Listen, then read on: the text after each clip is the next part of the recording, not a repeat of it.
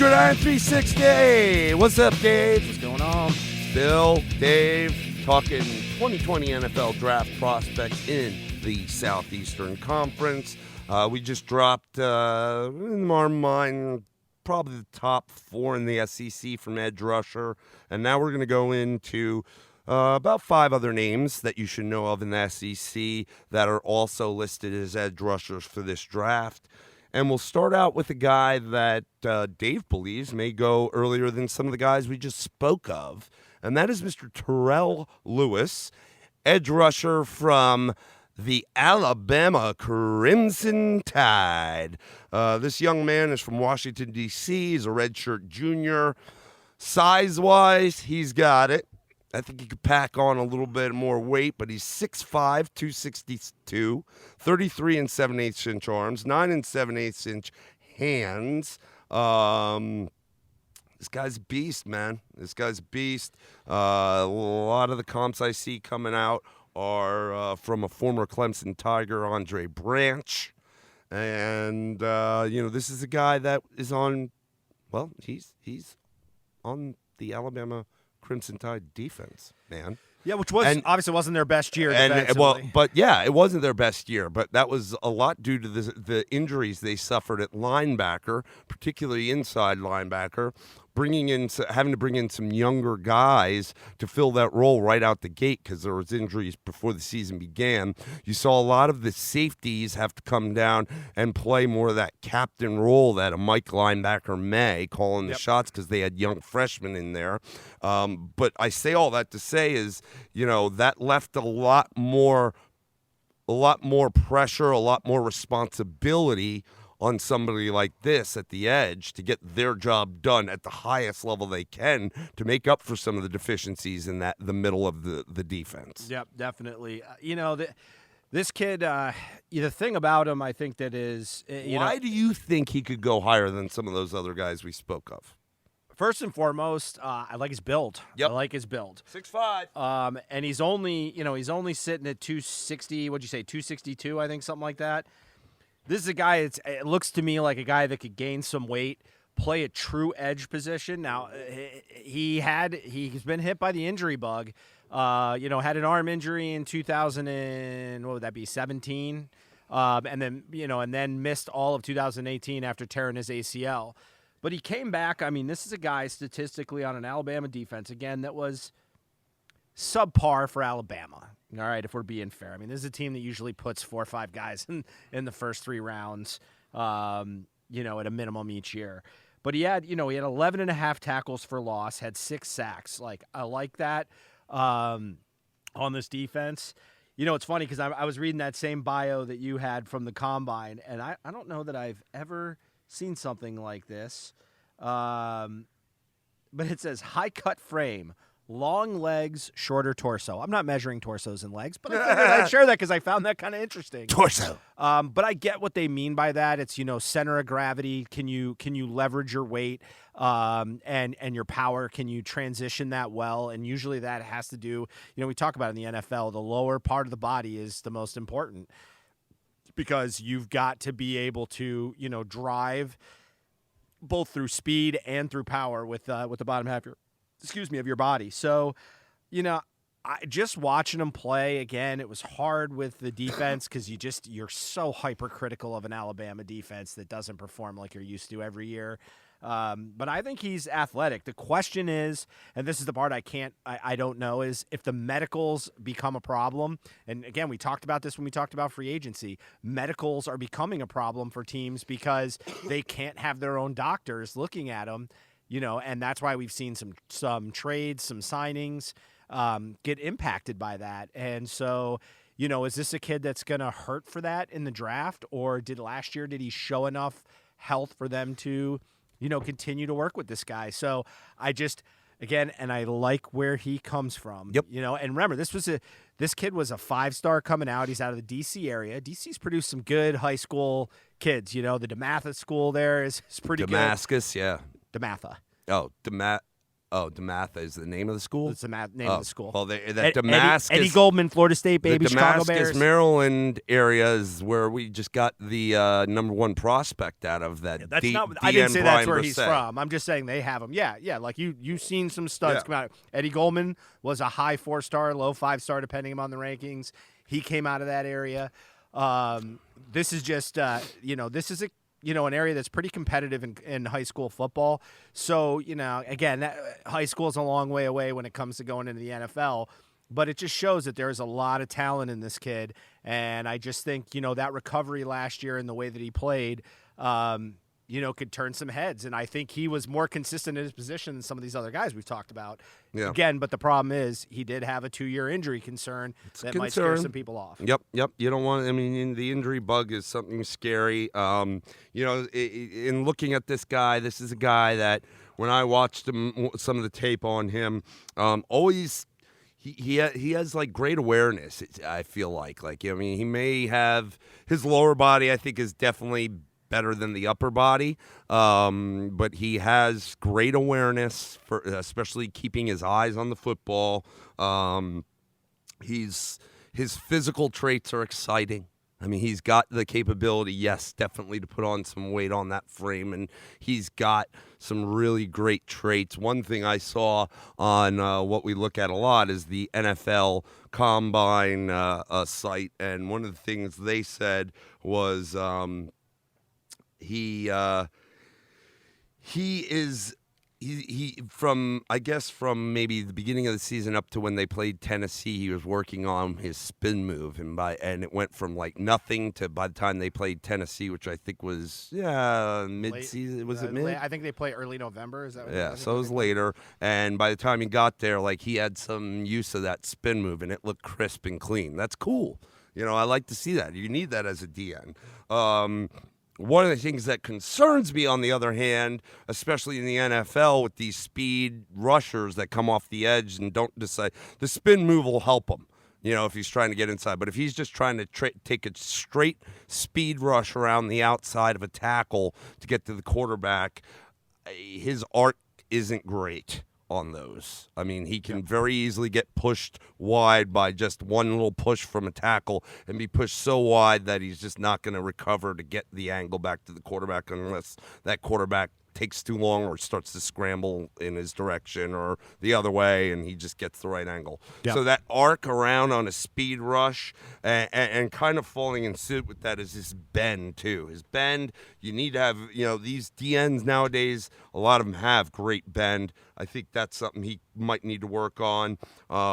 Must be the short torso. Yeah. Hand work. We've said, I think all guys coming in the league, I don't care how great you are, should, especially at the edge, need to continuously improve your hand work because it is so essential as an edge rusher. And then I guess the last thing is I don't know how great of a tackler he is in terms of if it was an open field.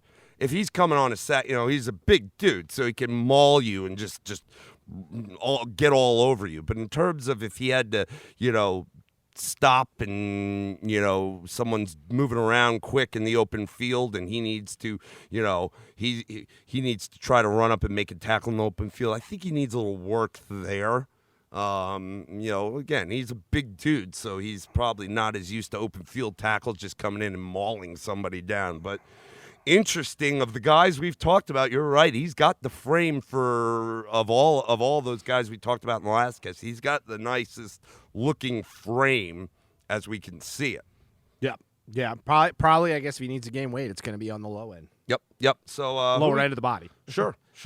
So I like this kid. He'll be. I think he'll definitely be picked up because he's an Alabama Crimson Tider, dude. There's something to be said for that alone. Let's go on to their arch rivals, the Auburn Tigers, and redshirt junior out of Asheboro, North Carolina, Mr. Nick Coe. Also a beast at 6'5", 280 pounds, 33 3/4-inch arms, 10 1/4-inch hands. Ran a 4.89 40 at the combine, threw up 21 reps on the bench. Let's see. Do they have a comp for this kid? I don't see one. Look, this guy, too, he has a great frame.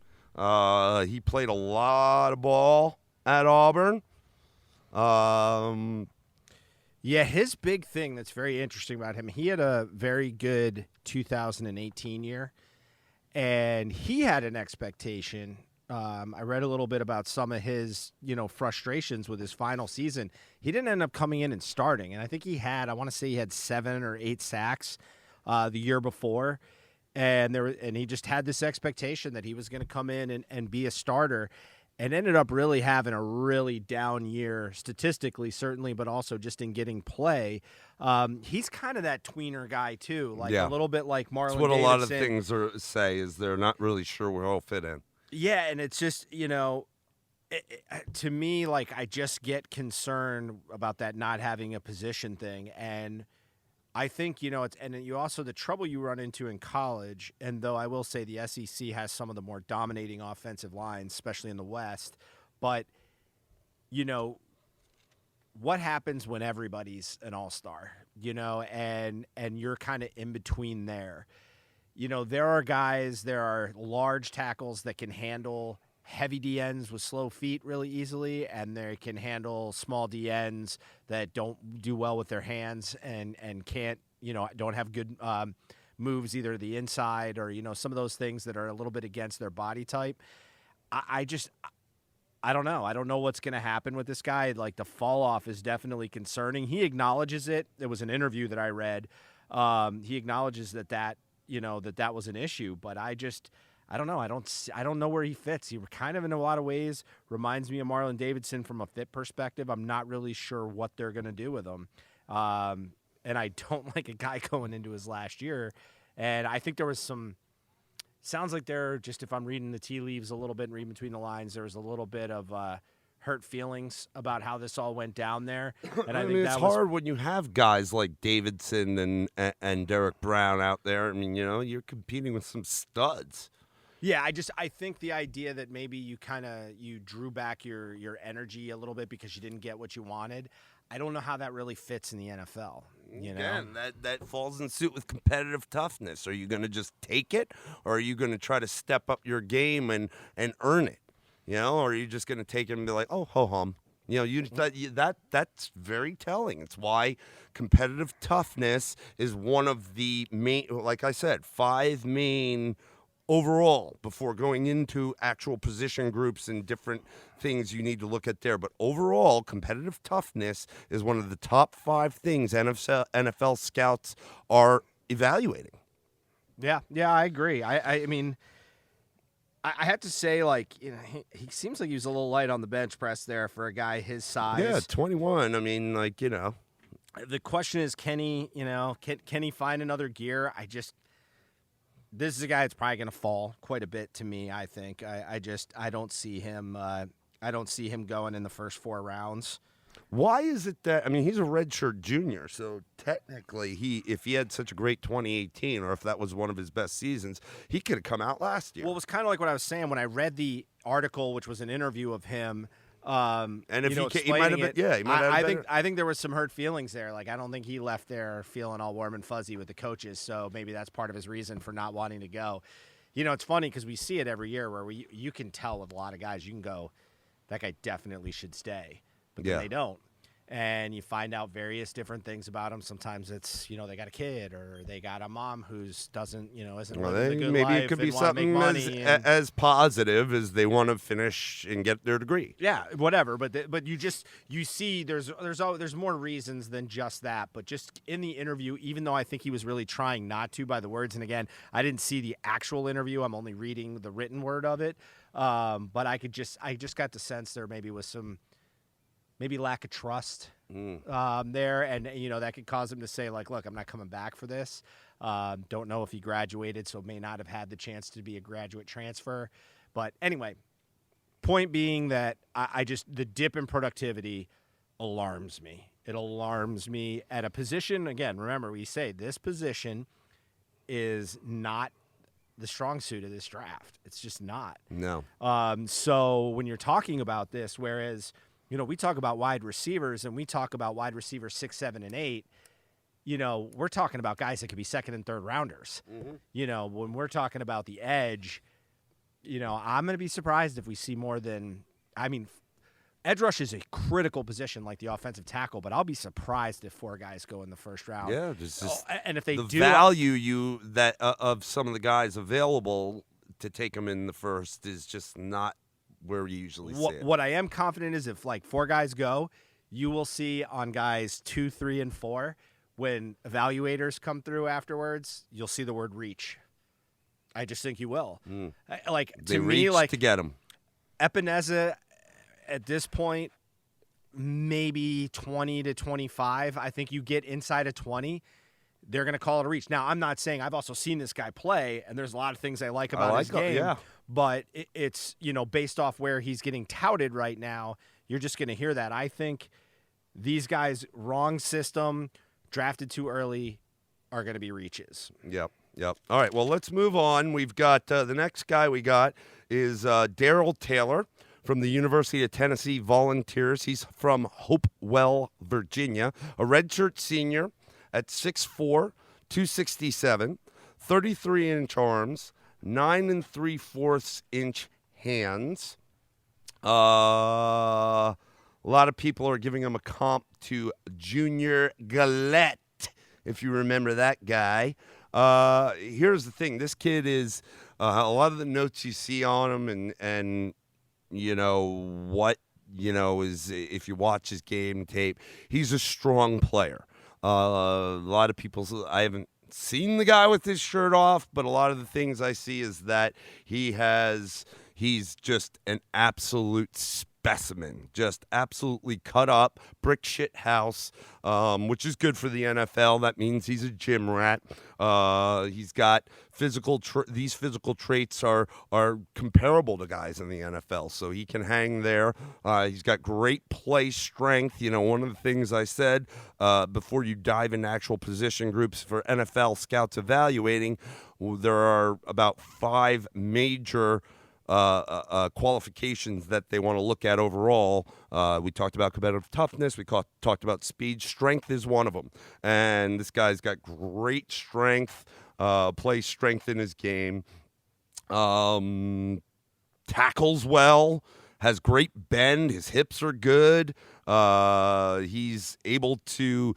He's a strip sack guy if he gets around the edge. So he's got, good arms and hands and is looking not just to make the tackle but take the ball away. And in today's NFL, especially on defense, you want that. You want the guy that's not just going in there. I mean, a guy like Aaron Donald just doesn't come in looking to take a quarterback down. He wants to knock the ball out of his hands.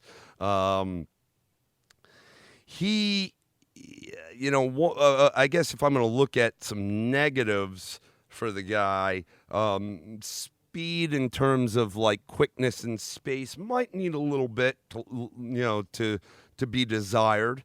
Not like he's not like a huge bang right off the sound of the gun, just absolutely coming like a bat out of hell on his edge rush. He could probably use a little more power and speed in that regard, but he's got massive physical tools. And again, this is, we talk about some of these guys. We talked about the top guys in the conference at this position, but we just talked about a guy in Terrell Lewis from Alabama that you thought possibly could go before some of these other guys. I think Darrell Taylor could be one of them too. I mean, he's a specimen, and I just, we'll have to see. I don't know if he's somebody that's going to be taken in the first 2 rounds, certainly not in day 1. I don't know about day 2, but possibly like a 3rd, 4th, 5th rounder. He came out of high school as a 4-star recruit, and he was involved for the Volunteers on their defense. Again, redshirt senior, so he was there for 5 years. Maybe didn't start all 5, but definitely grew into it. And again, I go back to progression in college. It's important to see these guys grow and get better each and every year, and I think this is a guy that fits that very well. Yeah, I'd agree with you. Like, I think you just nailed it with the progression and consistency. I mean, 16.5 sacks on a bad team. Yeah, I mean, middling in their best games. So yeah, I agree with you. I mean, he's a powerful edge guy, and honestly, he could play a 4-3 or a 3-4. You could probably put him out there either which way. I think he has the ability to go which way. Now, size-wise, I would like to see him on the line, but I love the gym rat type of kid. This is a guy, if he's physically just absolutely cut up and, is really powerful and strong. That's a guy that loves being in the gym and getting stronger. I like that. You're going to need that. I mean, quite frankly, the NFL is your job. Part of your job, not when you're not on the field, even practicing, is to be in the gym working out and getting bigger and better. Yep. So, all right, we'll move on from Mr. Darrell Taylor. We have two more guys. We'll go to the University of South Carolina. The Gamecocks, our arch rivals. Gentleman by the name of DJ Wonnum from Georgia, a senior, 6'5", 258, 34th in an eighth-inch arms, 10.5-inch hands, ran a 4.73 at the combine, only put up 20 reps, though, on the bench. Looking to see, they have, honestly, the comp I see, Lorenzo Malden. Who the hell is Lorenzo Malden? I don't know. That should tell you what you need. I have no idea who that guy is. I think they feed it into a computer. If you watch tape on Wonnum, he's played both in a 3 technique and standing up at the edge. So he can do either. I think he's better if he has his hand in the dirt, personally. Although some people say that they think he's better standing up, maybe more of it as an outside linebacker in a 3-4. But I mean, he's, some of the things I saw. I mean, we play him every year. He's a slippery guy. I mean, he was involved when we play him. When the Tigers have played him, he's a slippery guy. With the size on him to be able to, and the length, which he does have the size and the length for the edge rush. But the ability to use his body and that bend, slippery, the movement with that size is I think ultra important, especially in the NFL. Yeah, probably his best opportunity to me when I look at this guy. I mean, he's probably, again, we're getting down to guys that would be, situational backups, maybe on a special teams aspect, the outside linebacker size and, and their speed. Sometimes maybe he's a special teams guy. I don't see much for him. He's not going to blow away, I think, the NFL. And if he's starting for you, I think you probably are looking to upgrade. He's that kind of guy. Just, again, it's the SEC, so I like the fact that he's played against some competition, but he hasn't dominated. His best year was his sophomore year statistically. So that kind of stuff, when I see stuff like that. He was actually named a permanent team captain that year, his sophomore season. So that's all well and good. But then did he get that accolade? And then all of a sudden he's like, oh, ho-hum, I got it. I don't know if he ho-hum. Some guys just hit their ceiling. Yeah, you're right. He's definitely athletic enough. I'm not sure that he's how draft worthy he is, and if he is, it's probably late at this point. But he's, but you do in reality when you start looking at picks 5 through 7, what you generally find when you find the quote unquote diamond in the rough. There are guys. There's Tom Brady that shows up, but for the most part, it's where you fill out your backup roles in your special teams. And, and if that's a fit for you in the NFL, I mean, there's guys that have made entire careers off special teams and being a decent backup. So this is probably where I think he's a ceiling guy. I think he's kind of hitting his ceiling, and I don't know that that's good enough for the NFL, but it might be. Yep. All right, the last guy we're going to talk about at edge rusher in the SEC, Mr. Quadir Shepherd. Quadir, Quaadir, Shepherd, from Ole Miss. This young man is from New York. He's from the Bronx. He's a redshirt senior, 6'3", 261, 32 3/4-inch arms, 10-inch hands, ran a 4.83 at the combine, threw up 28 reps in the bench, so better than a lot of the guys we had just talked previously about. You want to talk a little bit about Mr. Quadir Shepherd? Yeah, I guess my first question was he on the Ole Miss when they were paying players or after they were paying players? Just generally that tells me if I know if they're any good or not. No, I mean, I think this guy, he's size is decent, but, again, size, a lot of guys that have size that just aren't really there. This is a guy that's interesting. I didn't know he came from Iona Prep School in New Rochelle. Yep. My nephew went to Iona, the university. Yeah. He had a drug problem. Yep. Yeah. Had a drug problem, failed drug test. He actually went to Syracuse, which is closer to obviously where he is, and then failed a drug test. Ends up down with the Ole Miss Running Rebels. Sat out obviously a year because this was back in like 2016 before the transfer rule really started getting hot and heavy. Started 10 to 12 games in 2018 at the end. Had 48 tackles, 10 for loss, 1.5 sacks, 2 forced fumbles. And then last year in his senior season, he played outside linebacker for Ole Miss. Started all 12 games, 25 tackles, 2 for loss. Did have a surgically repaired broken hand, so he did play sometime with the club on the hand, the old clubster. Yeah, I mean, when you start seeing things where guys flashed, and I got to be honest with you, I don't have any memories of really seeing him do anything special. Yeah. But I will not say that I watched every single Ole Miss game.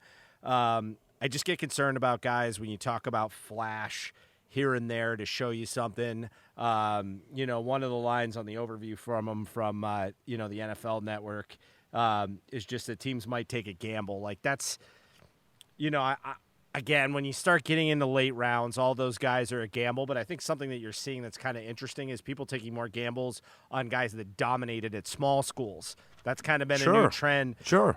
This is a guy that had the opportunity to show some things under some pretty decent lights, in this conference. I don't know. I don't know that this guy's really got next level talent. One of the things that, first of all, look over, I said, what was it, 18 when he was at end, he had like 1.5 sacks. And obviously, whether it's outside linebacker or edge rusher going into the NFL, however they're going to project him, they're going to want somebody that is able to get to the quarterback. So the fact that his whole college career he had 1.5 sacks isn't great. The other thing is, and I see this on that NFL Combine profile under his weakness. First and foremost, production and overall play fell off a cliff in 2019. Again, I talk a lot about how you need to progress in college. And then the second thing that I feel is very important, lack of field discipline leads to penalties. Okay, let me ask you a question. Given all this, why are we talking about this guy? I don't know. Let's stop. I don't know if you're going to get drafted. Maybe you'll make a practice squad. Good luck to you, Kadir Shepard. Not to knock you, but just it's. I don't know that we're going to give any really good information. We're pulling teeth here with who we got. We want to mention everybody, but again, we said from the top and a lot of casts prior to this. This isn't the deepest position in this draft as we've seen it be in the past. It's been deep with some guys that have a real interest. Not this year. So that'll wrap it up with edge rushers in the SEC for the 2020 NFL Draft Prospects. We are going to stop, and then we will reload the shotgun and move inside to your D tackle, see if there's any nose tackle. That's a position that is a little deeper in this year's draft. So we will get right after it, and we'll see you next time on the gridiron. See ya.